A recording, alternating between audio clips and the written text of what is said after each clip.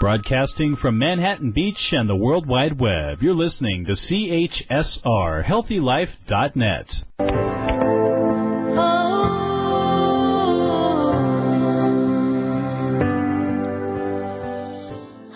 Hello, and welcome to the show. I'm Dr. Lindsay Gannam, and you're listening to the Calm Coach Radio, where every month I do my best to bring you natural solutions, remarkable remedies, tools and techniques to improve your mental health and gain relief from conditions like anxiety and depression.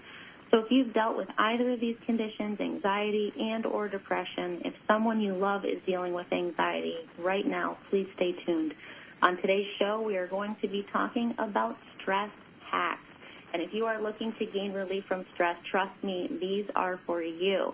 We also have an amazing giveaway from our friends at Good Medicine Beauty Lab that we're going to do later in the show. This giveaway is seriously awesome, and all you have to do is share your stress hacks to win. So please stay tuned, and you don't want to miss that.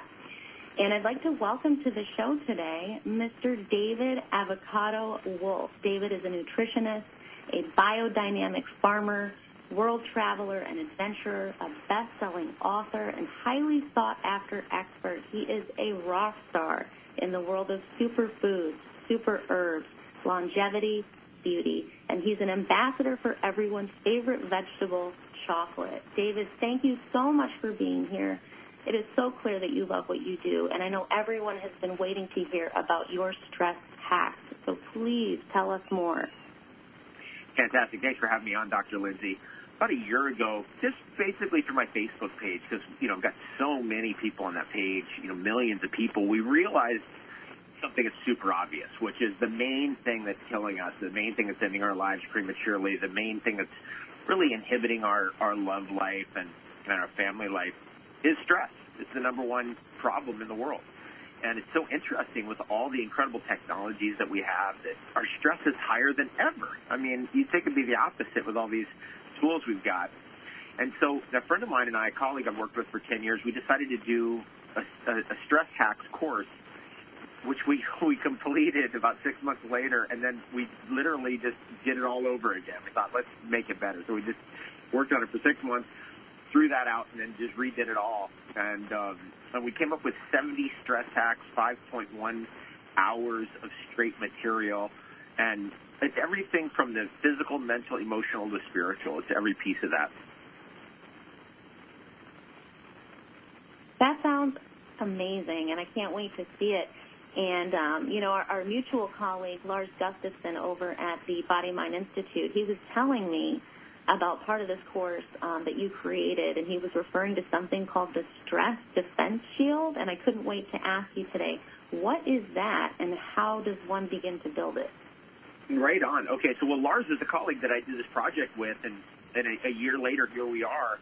The Stress Defense Shield is this idea that a lot of times we feel stress and we feel it actually in our body. We feel a physical sensation in our gut, in the pit of our gut.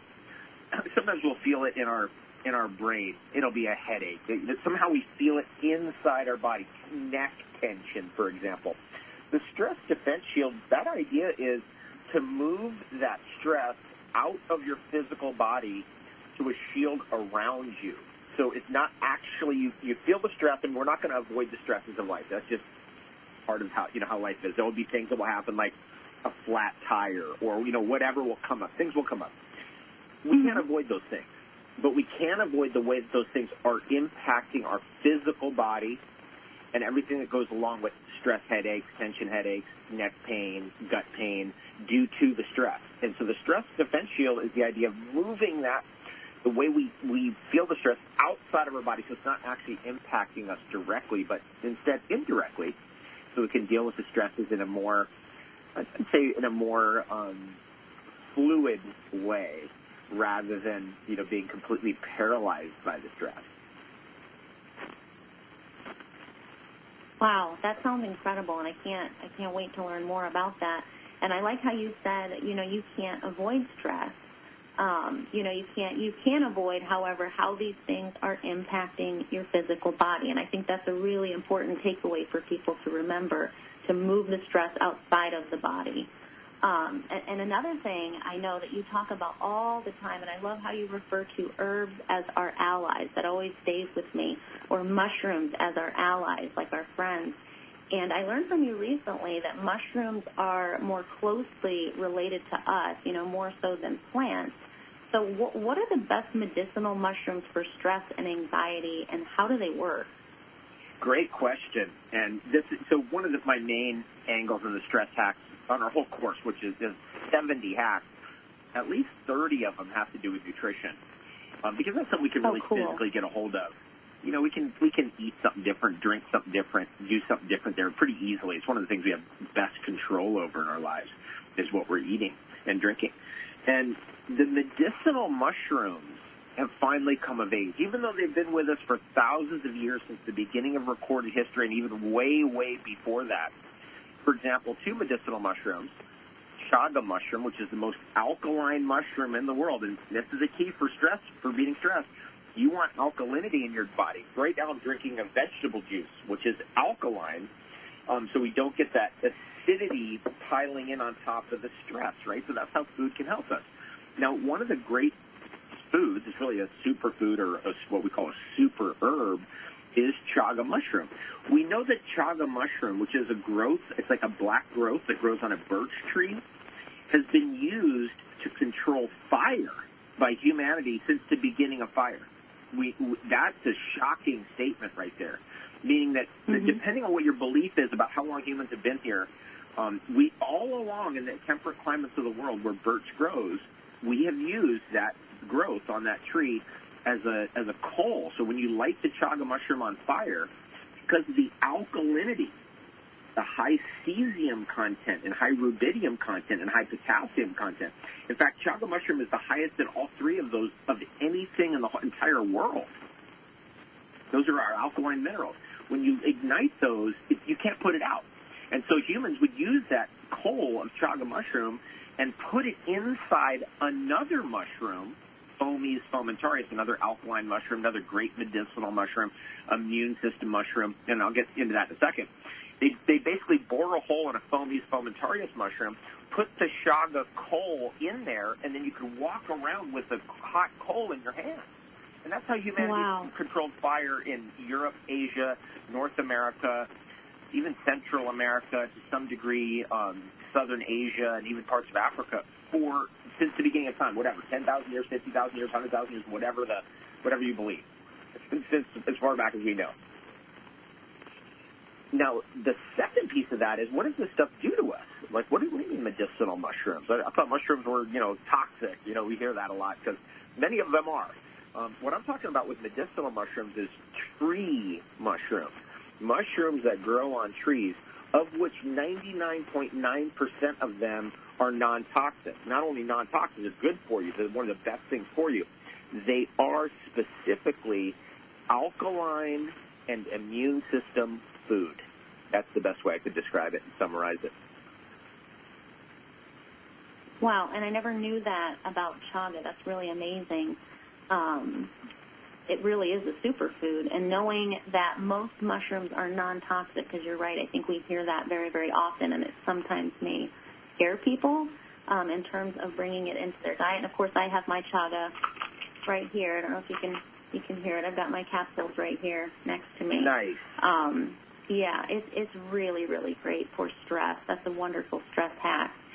And, another thing as far as stress and super herbs, we're always hearing nowadays about these amazing adaptogenic herbs. That term is kind of being thrown a lot around out there right now.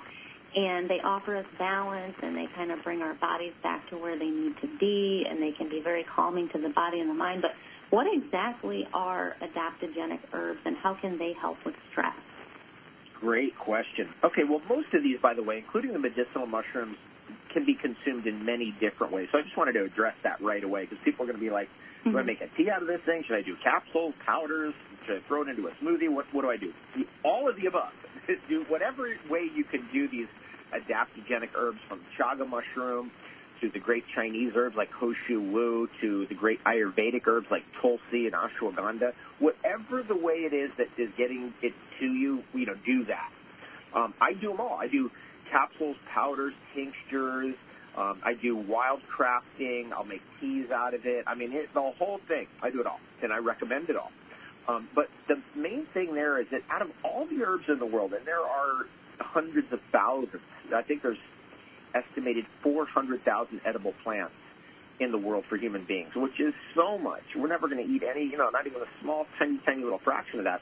Of all those, there's about 50 of them, that we consider the adaptogenic super herbs or tonic herbs. And these are the great ones from the great herbal systems of the world. For example, in Ayurveda, which is the medicine of India, the big ones right now are like tulsi, ashwagandha. These are big ones. Shatavari, which is actually a type of asparagus root. Asparagus root in general is really amazing. And I'm meaning this asparagus like you buy in a store. The root of that is really one heck of a tonic or a tonic herb or an adaptogenic herb, depending on what language you're using. And there are so many. Some of my favorites out of the Amazon. Pau d'Arco is one of my favorites. Very good against candida, very alkaline, and excellent against stress. And Pau d'Arco is delicious. It's a tree bark. In fact, I'm so far into this stuff, I've been growing these herbs for 15 years. That's what I do in my spare time. That's my hobby. And Pau d'Arco, the tree Pau d'Arco, is just phenomenal. The magic that's there, the alkalinity and the antifungal properties of it. And the reason why it's called Pau d'Arco, is the arc, is because they used to make bows and arrows out of it because it doesn't rot. It's antifungal, right? So it doesn't rot. So it's a very unusual wood. Cat's claw is another one. I saw lots of cat's claw growing in Jamaica recently. I was there, on a trip, and I was in the jungle with a bunch of Rastafarians. That was so much fun. We went to a spring. There's cat's claw growing there. And that's what we like to do. We like to go get the spring water. This is what the Rastafarians have been doing for centuries. You go get the spring water, which is what I was doing with them, and then they're like, there's the herb. That's how they say it. And then so we picked the herbs right there, and then we brew up a big pot of all the stuff we picked from the forest every night. That's how they live up there. And that's why they're like the guy I was hanging out with, his teacher lived to be 100. His teacher's teacher lived to be 100. This guy's in his 60s. He's headed to 100. He looks amazing. And it's because of this herbal pharmacopoeia that they engage in every night, where they just get a big old stew, basically, and throw everything in there, all plants, because they're vegetarian. And it's just great. It's just phenomenal. And this is one way to do it. That's what I do when I'm at home, is I got a big pot, and I throw everything in there, and I'm making a tea every day. That is so cool. And just imagining that in my mind, I'm thinking that's my kind of party. Like, why don't we have more parties like that here, where we throw everything into a pot and we're kind of all sitting around, and that just sounds like so much fun. And I wanted to say, back to Shatavari, that is an amazing, amazing herb. I took that after I had my second son. I wasn't making enough breast milk, and oh my God, it did exactly what it was intended to do. But also, as I continued to take it week after week, I noticed, wow, I feel amazing. I think it basically detoxified me. I think it gave me more energy. I think it did things spiritually for me. It was just an all-around amazing, amazing herb. So that, I think, is truly adaptogenic in many different ways. Now, another thing that you talk about a lot, and it's just so obvious, but we don't think about it enough, we don't talk about it enough, and that is how important living water is for us, and how certain types of water can actually cool the brain, like you were saying, nourish the nervous system, and detoxify ourselves, allowing us to feel less stress. So what role, in your opinion, does hydration play in stress? Thank you for that. It's the number one thing. There's two reasons mainly that we're stressed out that are obvious, that are just immediately fixable, like right today. Shallow breathing, which is we're basically shallow breathing. We're at a depth. We're not breathing in deep. So taking 10 to 30 deep breaths every day can completely radically alkalize your system, move the stress rate out of you, and make you feel at one with the universe. That is really the number one thing, is probably deep breathing. Second is the drinking water and getting hydrated. I mean, there's just nothing. Over the years, I've done so many documentary films, probably 50 or 60. I mean, I've lost track a long time ago.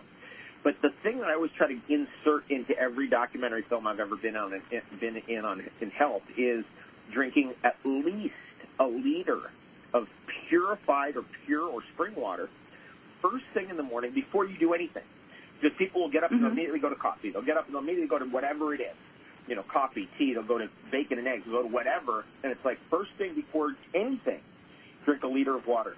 That piece of advice has come back to me over the years as being the most important step for people of anything I've ever put out there in the world.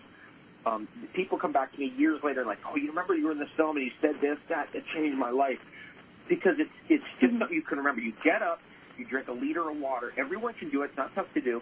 And then you have your tea or your coffee or your whatever it's going to be. That hydration eliminates the number one problem related to stress, which is the inflammatory response. And that stress cascade, that inflammatory response, is ultimately an overheating of your system, right? It's contraction. It's going to lead to inflammation. It's irritation. And the best thing is that we have an engine coolant system called water. And that's what we got to use. We got to use that engine coolant system to cool ourselves off and to bring our body back into homeostasis, because nature's solution to pollution is dilution. Nature's solution to pollution is dilution. Something to remember, something for the record books. Wow, I love that. That makes so much sense. And I really like how you touched on the point that, you know, people tend to, when they first wake up in the morning, they go right to the coffee and then they go right to the bacon and the eggs, and people don't realize, you know, your stomach's empty at that point. And whatever you introduce first thing in the morning is going to have the greatest impact on your body and how your body chooses to go forward during the day. So very important. And now nutrition, super mushrooms, super herbs, those are all really important stress hacks. But getting more into outside stressors, I was watching and really enjoying your live feed the other night on Facebook with Jillian B. I thought that was awesome. And the two of you were talking about curating your feed, which I love, by the way. I love that term. Can you speak to this and how listeners might deal with media-induced stress? This is one of our key stress hacks, is curating your feed. We are so bombarded with so much media, but that's kind of a good thing in a certain way, because if you're curating your feed, meaning your Instagram feed, you're getting rid of all the stuff. Like if you're getting on your social media and you're feeling in any way a little twinge in your stomach or stress or chaos is being brought in because, you know, some story's freaking you out or whatever, news media is freaking you out, turn it off. Turn it off. The thing about the news is it's not even news. It's old. We're getting, it's interesting in the internet era, we're getting more and more information that our news is fake. And when I mean fake, like, you know, recently there was a wild thing that happened with the hurricane in North Carolina, and the news media was caught faking the condition that was like super windy and stuff, and actually it wasn't. There was two kids were walking behind this guy. You remember that? So I do. I saw that.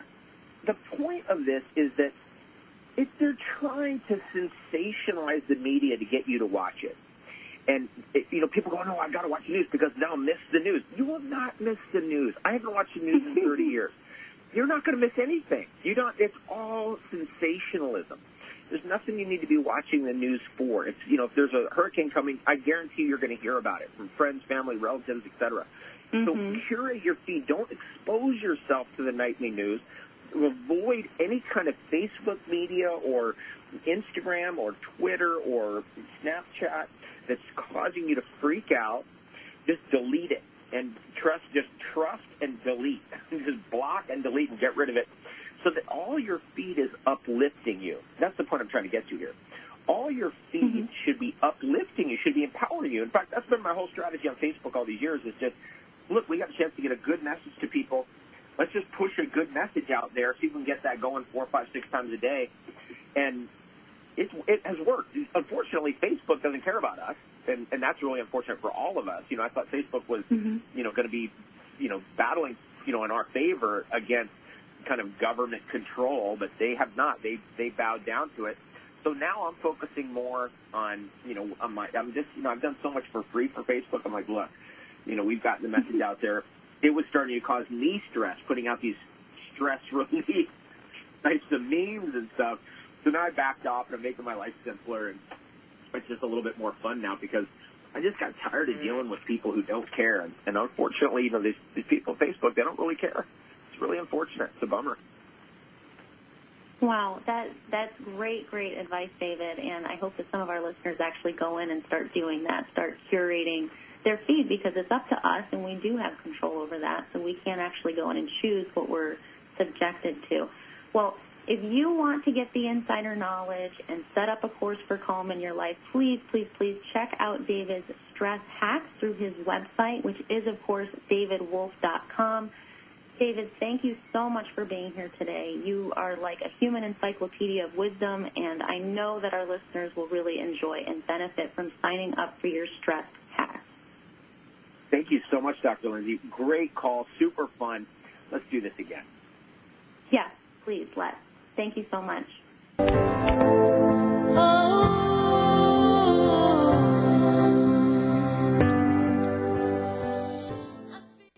So if you're just tuning in, earlier we heard from superfood rock star David Wolfe on his amazing stress hacks. Again, David's website is davidwolfe.com. Be sure to visit and check out more information on ways that you can reduce stress, which we could all use, right? Who isn't experiencing stress nowadays? It's kind of this unavoidable thing. But it's so cool that we are talking about this connection between the body and the mind and all of these elements that play a role in stress. But I think we're having the most important conversation of all, and that is how to find real, simple solutions for dealing with stress and anxiety, or hacks. So like we talked about earlier in the show, many of us are stressed out now more than ever in human history, and it's making us anxious. It's making us depressed. We're not sleeping. They say something like 1 in 5 Americans are dealing with an anxiety condition at any given time. So, yes, it's great to bring in all of these stress hacks and to learn more from David's website so that you can and are approaching stress and anxiety from all these different angles. There is, for example, there's a physiological component to stress. There is a psychological component to stress. There's even a spiritual component to stress, and every person is different and experiences stress differently and maybe for different reasons. So, like I always say, the best overarching solution to all of this is to become more conscious. And when you live consciously, you are aware of everything you do, of everything you eat or ingest or put on your skin. Like we talked about in the show in October, if you are using harmful beauty products, or for men, if you're just using harmful products, you're likely increasing your level of body burden, which can absolutely contribute to stress and anxiety. And, going back to when you live more consciously, you're aware of all of this. And you're also aware of what you say. Like, for example, do you talk about people? Do you give people the benefit of the doubt and speak positively? Are you kind to yourself and your words? And you become more and more aware of how you think and how your choices are kind of impacting your life when you live consciously. And as you become more conscious, you're going to start looking at everything differently. I hear people say that it can kind of be overwhelming in the beginning, but don't allow yourself to get overwhelmed by all of the information out there. Make small changes every week, maybe one big change every month, and you will be on your way to feeling better. Maybe bring in a few stress hacks, because they're hacks because they're easy, right? That's why we call them hacks. So one change I really love and that I know David Wolfe is passionate about is bringing in medicinal mushrooms, like we talked about earlier, the mushroom chaga. Mushrooms can literally change our lives because they support our body and they support our mind in so many different ways. So if you want to see some amazing medicinal mushrooms, check out my blog this month where I have pictures up as well as benefits and, the different types of ways that you can use medicinal mushrooms. You can get more information there on my website through my blog, which is, of course, omgoddess.com. So mentioned earlier, chaga, like David had said, it's a parasitic fungus that grows on birch trees. But, don't let that turn you off from it. It's probably the most powerful shroom on the planet.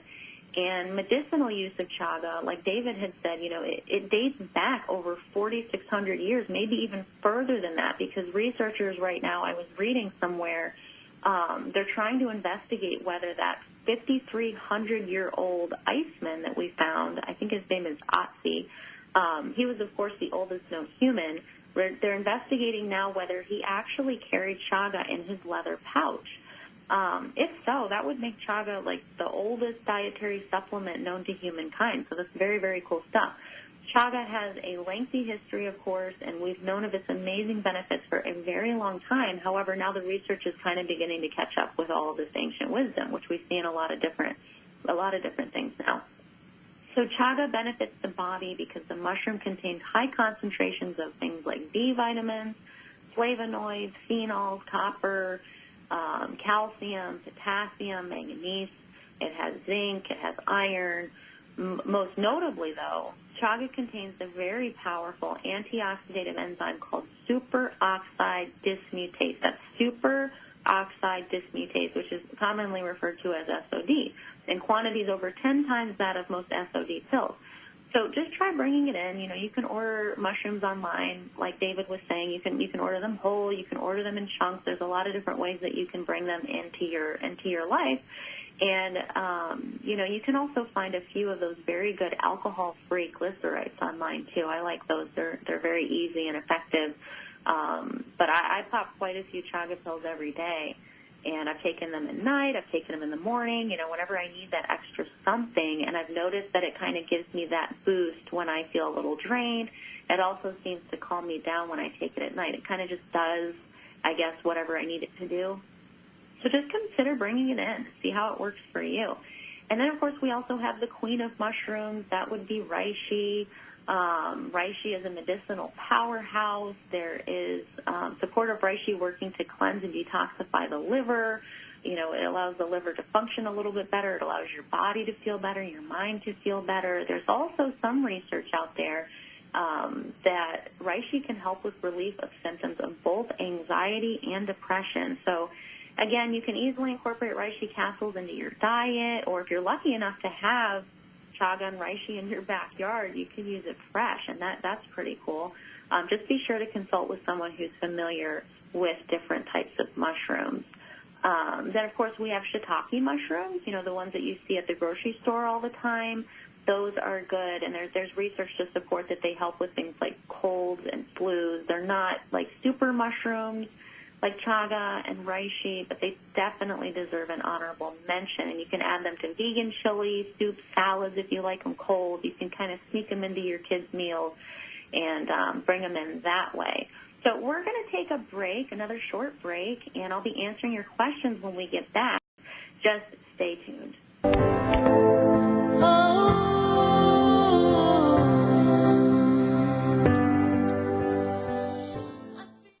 So if you're just tuning in, we are talking about stress hacks, some simple solutions for stress that you can start using today or this week to bring your body back into balance.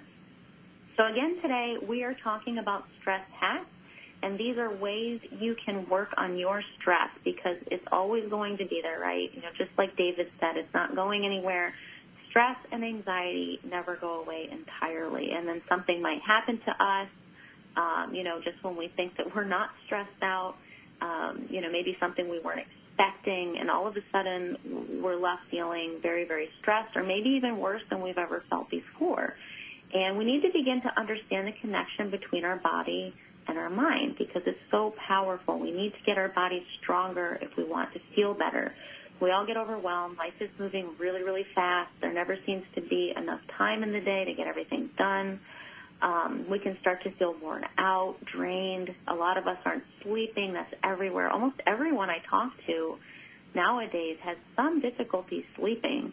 And, we're connected now more than ever as a society, but feel more disconnected than ever. So if you missed the first part of the show, be sure to listen to the replay and learn all about these amazing, amazing stress hacks. Now, I want to get into, I have our first question today, And if you have a question for the show, please be sure to send it my way at lindsay@omgoddess.com. That's LINDSAY at omgoddess.com. And like I always say, questions are 100% confidential. That means, I'm never going to say your name. I'll never say your state. I won't even go into the details necessarily that you provide in your message. So please feel comfortable asking whatever you want around anxiety and natural solutions.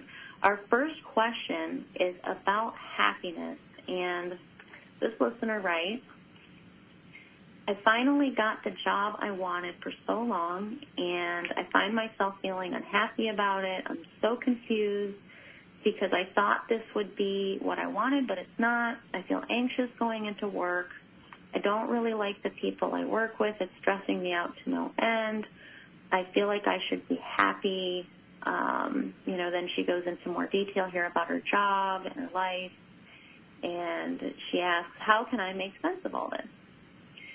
So I always hear people say, I just want to be happy. I hear that all the time, and I normally, when someone's going over all of their personal goals with me, I usually just sit and listen because, they're your goals and they're not mine. But, I will straight up tell you that that's a bad goal because it's not reasonable. So we need to stop saying that. Happiness isn't a goal. What you want to work toward is better alignment. Happiness in and of itself, it's a fleeting thing. It's like, oh, I feel happy, and then an hour or day go by, and it's like, well, where did it go? Because happiness is usually brought on by external circumstances, and we're constantly linking our happiness to things that are outside of us, and that's kind of a problem. Like if I get the job I want, then I'll be happy. If I get along with people, then I can finally be happy. Or if people act the way I want them to act, I'm going to be happy. And we always hear this phrase too. Money doesn't buy happiness too. And much of that is out of our control. So we get stressed out, right? Because we are tied to all these different things that we depend on for our happiness. So if you picture, I always get this mental image of like a spider web, and if you picture all those tiny strings or those little tiny threads stretching out, and they're kind of connecting to all these different elements, and if that one thing doesn't go our way, well, guess what? You might as well cut the string, and your happiness is kind of just dangling there dependent on all these different outside elements in this big spider web. But alignment is so different. It's like having or living or, you're on this course of life that is in alignment with who you really are. And I heard Jillian B. and David Wolfe talking about this the other night on Facebook Live, too. If you haven't seen it, go check it out. It's a really good video. Jillian said something like that it's the difference between your heart and your head. And there is a big difference between listening to your heart over your head because they may want different things, right?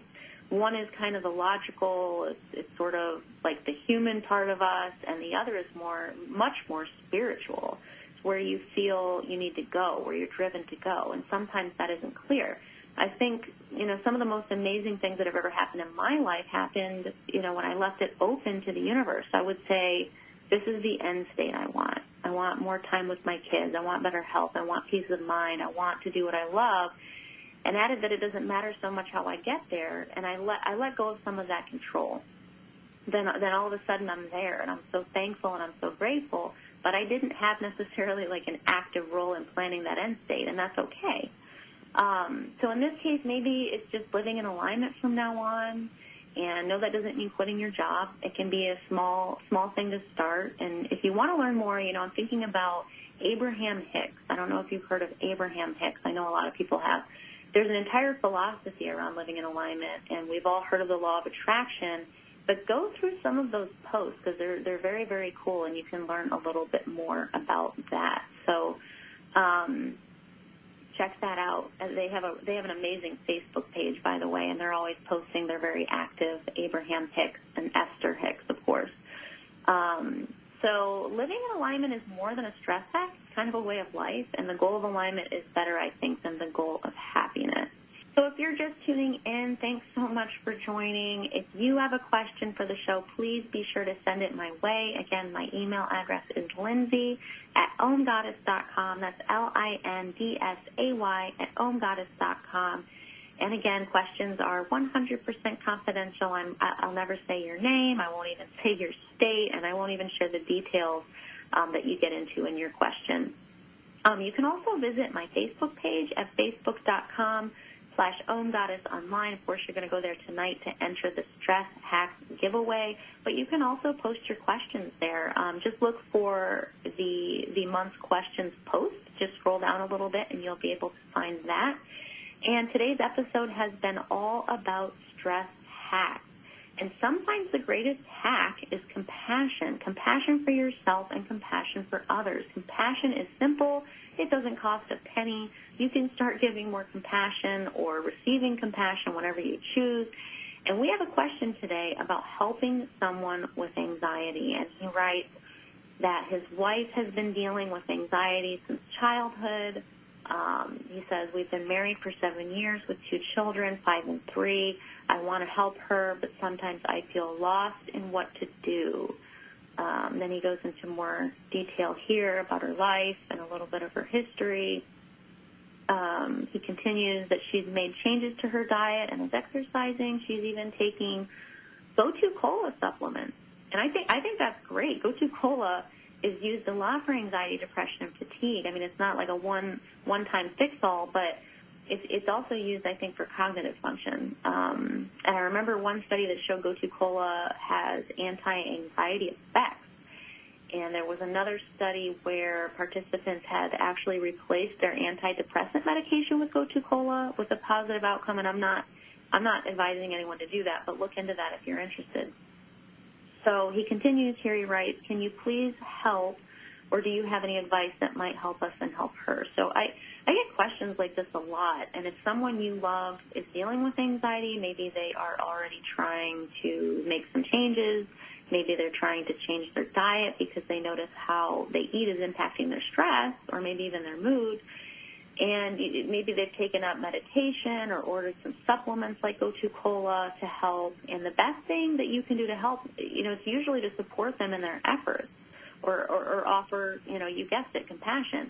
And women especially who suffer from anxiety really need that support. And when I say support, I don't mean that you have to fix their problems or fix their anxiety, because you can't really do that. That's kind of up to them to pave a path toward healing. So support really means just being there to listen, maybe to support them in the decisions that they're making, or trying to bring a little bit more love, a little bit more compassion to your relationship, because compassion, honestly, when I think about it, it's what every single person needs to express and experience right now on this planet. A lot of our bodies being burdened with toxins, but we feel anxious now more than ever in a large part because we are so isolated. And we talked about this a bit earlier. We're not receiving enough compassion from others, and we're not compassionate enough toward ourselves. It's like an epidemic. And I like when David talks about curating your feed, because we have to be careful what information we allow in, right? So again, if you love someone who's suffering from anxiety, or at the least you care about someone, offer them compassion. Just listening to what life is like for them can take a tremendous burden from their shoulders. And, in return, the relationship you have with that person, it's going to be stronger. And you're going to feel more love from them by showing a little bit of compassion. It's so funny how compassion works in that way. It kind of reminds me of paying it forward, like you're not necessarily doing it to get anything back, but you do naturally. That's how the universe works. It's very reciprocal. So you're putting it out, but you're also getting back. So in this case, I'm thinking maybe you could surprise her with a bouquet of fresh Go-To Cola. Or if that isn't possible and you have a hard time finding that, you could make her what I love to call a love box. And a love box is a special treat you give to someone for no reason. It doesn't have to be a box. It's just a gift. Maybe it has like a few of her favorite supplements. I don't know what she likes other than Go-To Cola. Maybe some calming tea. You could put some calming foods in there. A small handmade card would be a nice touch. And the main part of this whole thing, though, is that you're expressing to her that you care and you're offering compassion. Again, you're not fixing anything.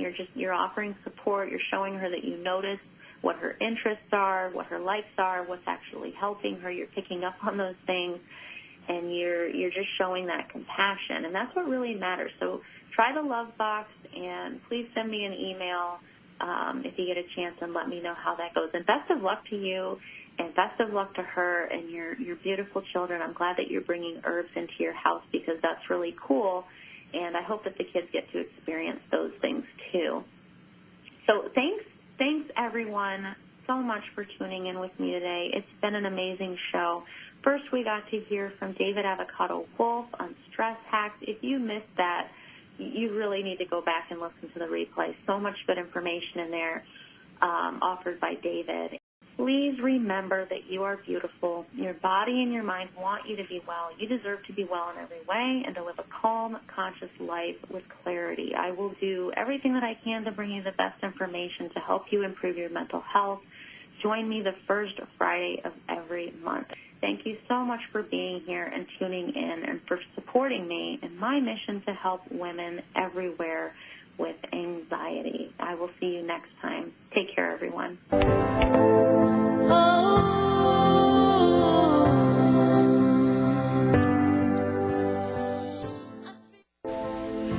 Dr. Lindsay Gannam here, and I was wondering, do you deal with stress or anxiety? You know, anxiety really is just a word that we use to describe an entire host of possible symptoms. In fact, most of my clients deal with physical symptoms that they just can't seem to get past. I myself dealt with anxiety and annoying physical symptoms for years. So be sure to check out my website and read my story on how I learned to heal my body and mind at omgoddess.com. That's AUMGODDESS.com. Uplifting Talk. HealthyLife.net.